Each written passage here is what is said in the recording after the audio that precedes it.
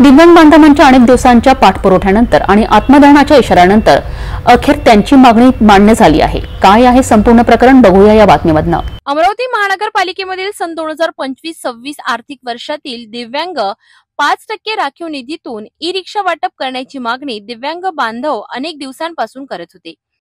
या मागणीसाठी त्यांनी महानगरपालिकेत वारंवार पाठपुरावा केला, मात्र त्यांच्या मागण्या पूर्ण झाल्या नाहीत। त्यामुळे हताश झालेल्या दिव्यांग बांधवांनी अखेर सोमवारी प्रशासनाला आत्मदहनाचा इशारा दिला होता। या पार्श्वभूमीवर महानगरपालिकेत मोठ्या प्रमाणात पोलीस बंदोबस्त तैनात करण्यात आला होता।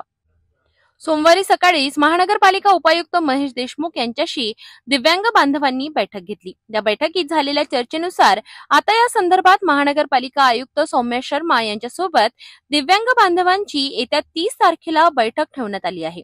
महानगरपालिका प्रशासनाने दिलेल्या या आश्वासनामुळे आज होणारे आत्मदहन आंदोलन तात्पुरते रद्द करण्यात आले।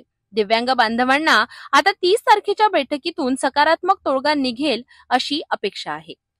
आपने आत्मदहन का इशारा दिया था आज मनपा को, क्या विषय था? आज हमने अपंग जनता दल सामाजिक संगठन शहर अमरावती के वती से अमरावती महानगर पालिका में जो अपंग 5% निधि रहता उसमें से दिव्यांगों को ई रिक्शा वाटप करने का करो, इस विषय में हमने आज महानगर पालिका आयुक्त को निवेदन दिया और उसी विषय में हमारी 30 तारीख को 30/7/2025 को उपायुक्त के साथ मीटिंग रखी गई। उसमें आगे की चर्चा होंगी।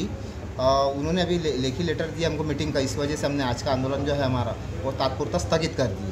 दिव्यांग बांधवांच्या एकजुटीमुळे आणि त्यांच्या आंदोलनाच्या इशाऱ्यामुळे प्रशासनाला नमते घ्यावे लागते। आता 30 तारखेच्या बैठकीत काय निर्णय होतो हे पाहणे महत्त्वाचे ठरेल आहे।